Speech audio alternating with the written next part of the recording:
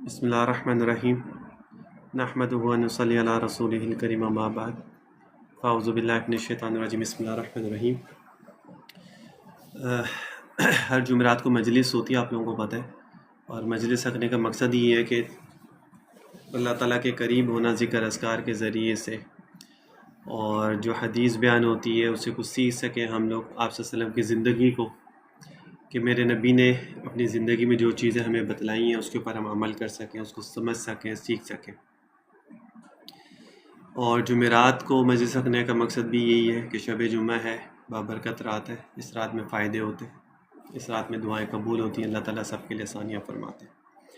آج کا جو کانٹینٹ ہے وہ ہے سنت موقدہ، ٹھیک ہے، اور جن کو پڑھنا ضروری ہے سنتوں کو، اور دوسرا وتر کی نماز کے بارے میں۔ یہ دو کانٹینٹ ہے آج کے۔ اس کے اوپر حدیث میں آپ صلی اللہ علیہ وسلم نے کیا فرمایا وہ میں آپ لوگوں کو بتا دیتا ہوں۔ ام المومنین حضرت ام حبیبہ سے روایت ہے کہ رسول نے فرمایا کہ جو شخص رات دن میں 12 رکعتیں علاوہ فرض نمازوں کے، یعنی فرض نمازوں کے علاوہ 12 رکعتیں جو شخص بھی پڑھے، اس کے لیے جنت میں ایک گھر تیار کیا جائے گا، جنت میں اس کے لیے گھر تیار کیا جائے گا جو شخص فرض نمازوں کے علاوہ 12 رکعتیں پڑھے گا۔ اچھا، ان 12 رکعتوں کی تفصیل کیا ہے کہ 2 سنت فجر کی ہو گئی، 4 رکعت ظہر کی فرض سے پہلے، اور فرض کے بعد 2 سنت، تو یہ ہو گئی 8۔ 2 سنت جو ہے وہ مغرب کی نماز کے بعد ہو گئی، اور 2 عشاء کی نماز کے بعد، ٹھیک ہو گیا۔ یہ ہے ٹوٹل 12 رکعتیں۔ جس شخص نے بھی یہ 12 رکعتیں روزانہ کی بنیاد پہ پڑھی، اس کے لیے جنت میں گھر تیار ہوگا۔ حضرت عائشہ سے روایت ہے کہ رسول نے فرمایا فجر کی 2 رکعت سنت معافی دنیا سے بہتر ہے، یعنی دنیا کی ہر چیز سے بہتر ہے فجر کی 2 سنتیں جو ہم پڑھتے ہیں۔ حضرت ابو ہریرہ سے روایت ہے کہ رسول نے ارشاد فرمایا کہ جس نے فجر کی سنتیں نہ پڑھی ہوں اس کو چاہیے کہ وہ سورج نکلنے کے بعد ان کو پڑھ لیں، سورج نکلنے کے بعد ان کو پڑھیں۔ یعنی اگر کسی شخص نے فجر کے ساتھ نماز پڑھا جماعت کے ساتھ، تو 2 سنتیں اس کی رہ گئی، اس نے نہیں پڑھی، تو اب وہ بعد میں جب سورج نکل آئے گا اس کے بعد پھر اس کو وہ ادا کرے گا۔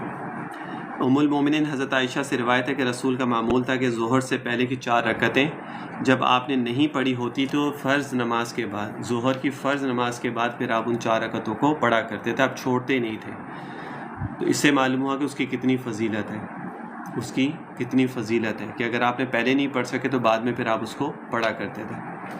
2 رکعت سنت مغرب کے فرض کے بعد، 2 رکعت سنت عشاء کے فرض کے بعد آپ نے کبھی ترک نہیں فرمائی، یعنی فجر کے بعد 2 سنت اور عشاء کے بعد 2 سنت آپ نے کبھی ترک نہیں فرمائی۔ یہ سنت فرض سے فارغ ہوتے ہی مختصر دعا کے فوراً متصل پڑھی جاتی ہے۔ یہ ہوگی ٹوٹل 12 رکعتیں جو فرض نمازوں کے علاوہ آپ صلی اللہ علیہ وسلم نے فرمایا کہ اس کو لازمی پڑھو اور اس کو چھوڑو نہیں بالکل بھی، اور اس کو لازمی پڑھو۔ تو جو شخص اس کو معمول کے ساتھ، پابندی کے ساتھ پڑھے گا تو جنت میں اس کے لیے گھر تیار ہے، ٹھیک ہو گیا۔ یہ تو ہوگی 12 رکعت سنت موقدہ جس کا پڑھنا ضروری ہے۔ اب وتر کی نماز کے بارے میں حضرت خارجہ بن حذیفہ سے روایت ہے کہ رسول نے فرمایا کہ اللہ تعالیٰ نے ایک اور نماز تمہیں مزید عطا فرمائی ہے، وہ تمہارے لیے سرخ اونٹوں سے بھی بہتر ہے، سرخ اونٹوں سے بہتر ہے، جن کو تم دنیا کی عزیز ترین دولت سمجھتے ہو، وہ نماز وتر ہے۔ اللہ تعالیٰ نے اس کو تمہارے لیے عشاء کے بعد سے طلوع صادق تک مقرر کیا ہے، یعنی عشاء کے بعد سے لے کر فجر کے وقت سے پہلے تک اس کو کسی بھی وقت میں اس وتر کی نماز کو پڑھ سکتے ہیں، یعنی وہ اس وسیع وقت کے ہر حصے میں پڑھی جا سکتی ہے۔ یہ سرخ اونٹوں کی مثال اس لیے دی کیونکہ عرب میں سرخ اونٹ کی بہت قدر ہے، ابھی بھی ہے، اور وہ لوگ اس کو بہت اہمیت دیتے ہیں، اس کی بڑی کیئر کرتے ہیں، اس کا بہت دھیان رکھتے ہیں، اور تو اسی وجہ سے اللہ تعالیٰ نے اس کی مثال دی کہ سرخ اونٹوں سے بھی زیادہ امپورٹنٹ ہے یہ وتر کی نماز جو ہے۔ حضرت جابر سے روایت ہے کہ رسول نے فرمایا جس کو یہ اندیشہ ہو کہ آخری رات میں وہ اٹھ نہ سکے گا، یعنی سوتا رہ جائے گا، تو اس کو چاہیے کہ رات کے شروع ہی میں یعنی عشاء کے ساتھ ہی وتر نماز پڑھ لے، اور جس کو اس کی پوری امید ہو کہ وہ تہجد کے لیے آخری شب میں اٹھ جائے گا تو اس کو چاہیے کہ وہ آخری شب ہی میں یعنی تہجد کے بعد وتر پڑھے، اس لیے کہ اس وقت کی نماز میں ملائکہ رحمت حاضر ہوتے ہیں اور وہ وقت بڑی فضیلت کا ہے۔ اب کوئی شخص تہجد میں روزانہ پابندی ہے اس کی اٹھنے کی اور وہ معمول کے ساتھ اٹھتا ہے تو پھر تو کوئی پرابلم نہیں ہے، پھر تو اس کو تہجد کی نماز کے ساتھ وتر پڑھنے چاہیے، فضیلت بھی اس کی تبھی، اور آپ صلی اللہ علیہ وسلم بھی ایسے ہی کرتے تھے۔ لیکن اگر کسی شخص کو یہ امید ہو کہ بھائی میں نہیں اٹھ سکوں گا اور میری نماز رہ جائے گی، تو پھر عشاء کے فرض نماز کے بعد ہی پھر وہ وتر کی نماز پڑھے گا۔ وہ وتر کی نماز واجب ہے، نہیں پڑھے گا تو گناہ گار ہوگا، اس کو چھوڑ نہیں سکتے، آپشنل نہیں ہے وہ۔ حضرت ابو سعید سے روایت ہے کہ رسول نے ارشاد فرمایا کہ جو شخص وتر سے سوتا رہ جائے، یعنی نیند کی وجہ سے اس کی نماز قضا ہو جائے وتر کی، یا بھول جائے تو جب یاد آ جائے، یا جب وہ جاگے تو اسی وقت اس کو پڑھ لے۔ چھوڑنے کی ممانعت ہے، چھوڑ نہیں سکتا کہ اگر رہ گئی، آنکھ نہیں کھلی تو چھٹ گئی تو آپ کہے کہ چلو رہنے تو کوئی بات نہیں، اس کی قضا کرے بعد میں۔ اچھا، یعنی نیند کی وجہ سے اس کی نماز وتر قضا ہو جائے یا بھول جائے تو جب یاد آ جائے، جب وہ جاگے تو اسی وقت اس کو پڑھ لیں۔ حضور کا معمول اکثر اوقات یہ تھا کہ آپ وتر کو آخری شب میں طلوع صادق سے پہلے ادا فرماتے تھے، یعنی تہجد کے وقت میں، اور بعض اوقات اول شب یا درمیانی شب میں ادا فرماتے اور اس کے بعد تہجد کے لیے اٹھتے تو وتر کا اعادہ نہ فرماتے۔ ترمذی میں حدیث ہے کہ ایک رات میں 2 وتر نہیں ہے، یعنی اگر آپ نے کبھی عشاء کی نماز کے بعد پڑھ لی ہے تو پھر آپ آخری پہر میں نہیں پڑھتے تھے، ورنہ معمول آپ کا آخری پہر میں تہجد کے ساتھ ہی اس کو پڑھنے کا تھا۔ شیخ ابن الحمام شرح ہدایہ میں فرماتے ہیں کہ جس نے اول شب میں وتر پڑھ لیا، اب اگر وہ تہجد کے لیے اٹھے تو وتر کا اعادہ نہ کرے، یعنی وتر ہو گئی اس کی۔ حضرت عائشہ صدیقہ فرماتی کہ رسول نے رات کے ہر حصے میں وتر پڑھے، یعنی کبھی ابتدائی رات میں، کبھی درمیان میں اور کبھی آخر رات میں، اور آپ کے وتر کی انتہا رات کا آخری چھٹا حصہ تھا۔ یعنی آپ نے امت کی سہولت کے لیے آپ نے ہر وقت میں وتر کی نماز کو پڑھا، اول وقت میں بھی پڑھ لیا آپ نے، درمیانی شب میں بھی پڑھ لیا، اور رات کے پہر میں بھی آپ نے اس کو پڑھا ہے، تاکہ ہر انسان کے لیے آسانی ہو جائے۔ کسی کے لیے کوئی مجبوری ہوتی ہے تو وہ کہتا ہے یار میں آخری پہر میں پڑھ سکتا ہوں، پہلے نہیں پڑھ سکتا، کوئی کام ہوتا ہے، جاب ہوتی ہے، مصروفیت ہوتی ہے، تو وہ پڑھ سکتا ہے اس میں۔ کوئی کہتا ہے یار میں پہلے ہی پڑھ لوں، بعد میں آنکھ کھلے نہ کھلے تو وہ پہلے پڑھ لے، بعد میں نہ پڑھے، تو یہ بھی اس کے لیے سہولت ہے۔ تو اس لیے مختلف آپ صلی اللہ علیہ وسلم نے آسانی فرما دی اس امت کے لیے۔ حضرت عبداللہ ابن ابی قیس فرماتے ہیں کہ میں نے حضرت عائشہ سے پوچھا کہ رسول کتنی رکعتوں کے ساتھ وتر پڑھا کرتے تھے؟ انہوں نے فرمایا کہ آپ وتر پڑھتے تھے 4 رکعتوں اور 3 رکعتوں کے، 4 اور 3 رکعتوں کے، یعنی 7 رکعت اور 6 اور 3 یعنی 9 رکعت، اور 8 اور 3 یعنی 11 رکعت، اور 10 اور 3 یعنی 13 رکعت، اور آپ نے کبھی 7 رکعت سے کم اور 13 رکعت سے زیادہ وتر نہیں پڑھے۔ یہ جو 7 اور 13 کا حساب ہے نا، یہ ایسا ہے کہ 4 آپ نے تہجد کی نفل پڑھے اور 3 آپ نے وتر پڑھے، تو یہ 7 ہو گئے۔ جہاں پر 11 کا ہے تو آپ نے 8 تہجد کے رکعتیں پڑھی اور 3 پھر آپ نے وتر کی نماز پڑھی ہے۔ بعض صحابہ تہجد اور وتر کے مجموعے کو بھی وتر ہی کہا کرتے تھے۔ حضرت عائشہ کا طریقہ بھی یہی تھا، انہوں نے اس حدیث میں عبداللہ ابن ابی قیس کے سوال کا جواب بھی اسی اصول پر دیا ہے۔ ان کا مطلب یہ ہے کہ رسول وتر کی 3 رکعتوں سے پہلے تہجد کبھی صرف 4 رکعت پڑھتے تھے، کبھی 6 رکعت، کبھی 8 رکعت، اور کبھی 10 رکعت، کبھی 4 رکعت سے کم اور 10 رکعت سے زیادہ تہجد پڑھنے کا آپ کا معمول نہ تھا، اور تہجد کی ان رکعتوں کے بعد آپ وتر کی 3 رکعت پڑھا کرتے تھے۔ کم سے کم 4 رکعت تہجد کے انسان پڑھے، زیادہ سے زیادہ 10 پڑھے، ٹھیک ہے؟ 10 سے زیادہ آپ نے تہجد کی رکعتیں نہیں پڑھی، 4 سے کم آپ نے نہیں پڑھی ہیں۔ چلو تہجد کا بھی اس میں ذکر آ گیا۔ حضرت ابن عباس سے ایک طویل روایت میں ہے کہ ایک رات انہوں نے حضور کے ساتھ نماز پڑھی، حضور نے 2 رکعت پڑھی۔ مان رحمۃ اللہ علیہ جو اس حدیث کے راوی ہیں وہ کہتے ہیں کہ 6 مرتبہ حضور نے 2 رکعت پڑھی، گویا 12 رکعت ہو گئی۔ ملا علی قاری نے لکھا ہے کہ امام اعظم کے نزدیک تہجد کی 12 رکعتیں ہیں، تہجد کی 12 رکعتیں ہیں۔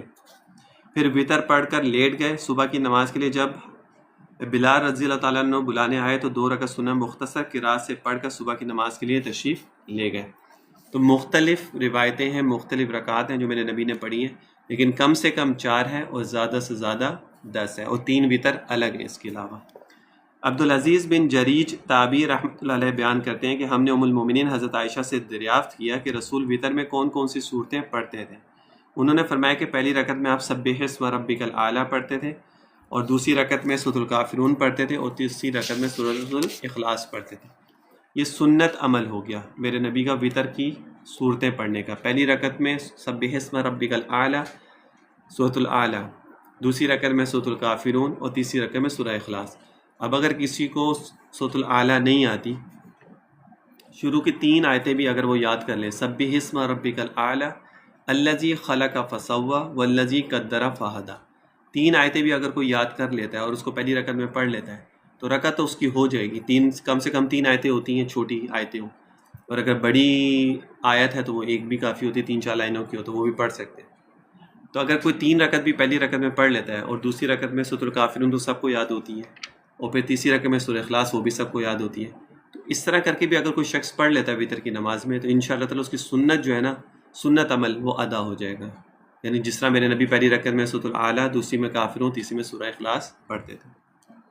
اور کبھی معوذتین بھی پڑھ لیتے تھے، یعنی سورۃ الفلق اور سورۃ الناس. اور جب وطر کا سلام پھیرتے تو 3 مرتبہ سبحان الملک القدوس پڑھتے، سبحان الملک القدوس پڑھتے، اور تیسری مرتبہ آواز کو بلند فرماتے اور حرف کو کھینچ کر فرماتے. ٹھیک ہے، سبحان الملک القدوس، سبحان الملک القدوس، سبحان الملک القدوس. اس طرح نماز وطر کی آخری تیسری رکعت میں بعد کی رات حنفیہ کے معمول میں یہ دعائیں قنوت ہے جو ہم لوگ پڑھتے ہیں، اللہم انا نستعینک ونستغفرک ونؤمن بک. حنفی مسلک میں اس کو ترجیح دی جاتی ہے وطر کی نماز میں دعائے قنوت جو پڑھی جاتی ہے. باقی لوگ اور بھی پڑھتے ہیں وطر کے میں، اس میں جو عرب میں پڑھی جاتی ہے وہ بھی ٹھیک ہے، اس میں بھی کوئی حرج نہیں ہے، لیکن ہم لوگ حنفی اس کو زیادہ ترجیح دیتے ہیں. ہمارے نزدیک یہ زیادہ امپورٹنٹ ہے اس وجہ سے. بٹ اگر کوئی یہ نہیں پڑھتا دوسری پڑھتا تب بھی ہو جاتی ہے، کوئی اگر دوسری پڑھتا یہ نہیں پڑھتا تب بھی اس کی ہو جائے گی، اس میں کوئی حرج نہیں ہے. تو یہ سارا وطر کی نماز کا میں نے پوری ڈیٹیل بتا دی کہ آپ سے کس وقت میں پڑھتے تھے، کتنی رکعات پڑھتے تھے، کس طرح پڑھتے تھے. ٹھیک ہے، کون سی صورتیں پڑھتے تھے وطر میں، مستحب عمل کون سا ہے، 12 رکعتیں آپ سے فرض نمازوں کے علاوہ کون سی پڑھتے تھے. سنت موقدہ جو ہیں 2 ہوتی ہیں، سنت موقدہ اور سنت غیر موقدہ. سنت موقدہ وہ ہوتی ہے جس کا پڑھنا لازمی ہے، نہیں پڑھیں گے تو گناہ ہوگا.